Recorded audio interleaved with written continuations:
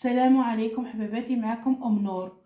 اليوم جيتكم بوصفه خفيفه ظريفه وهي بسبوس الخبز المرحي. نبداو على بركه الله. نبداو بربع عظمات،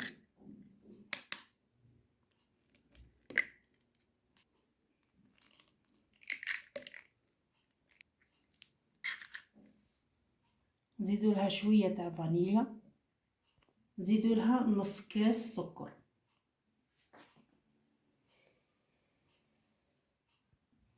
نخلطوا مع بعضهم.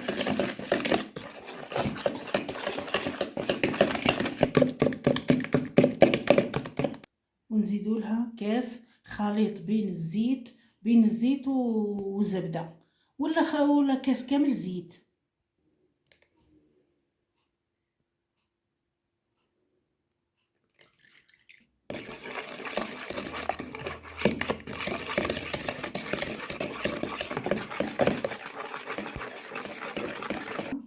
مغرف تاع مزهر، زيدوا له حباباتي كاس تاع خبز مرحي. هو الخبز نيبسوه ونخليه يبسو ونرحيوه.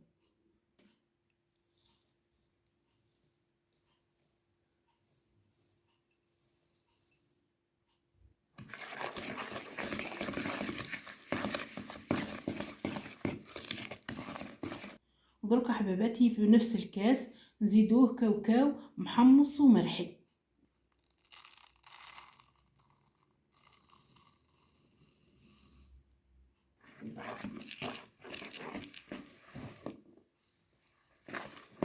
نزيدو درك حباباتي زوز مغارف تاع فرينه ووحده خميره كيميائيه.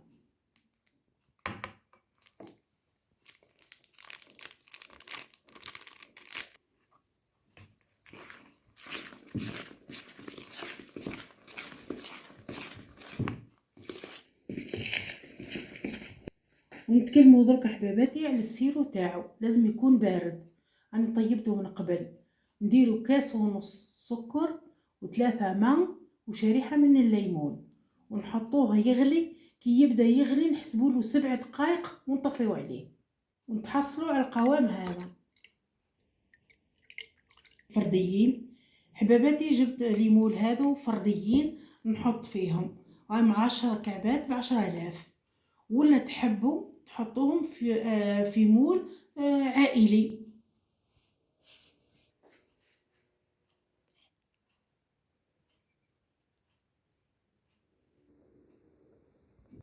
نبداو حباباتي نعمروهم 3 أرباع.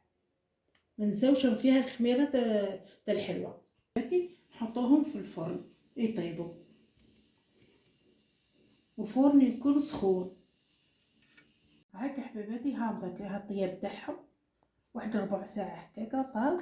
هما الواحد البسبوسه سخونه والسيرو تاعها بارد.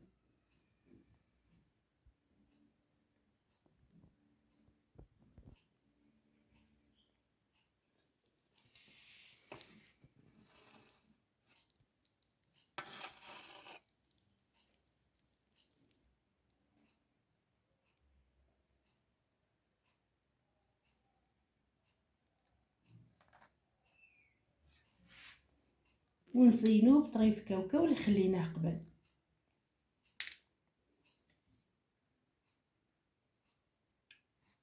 بالصحة والراحة، شهيدكم في الجنة.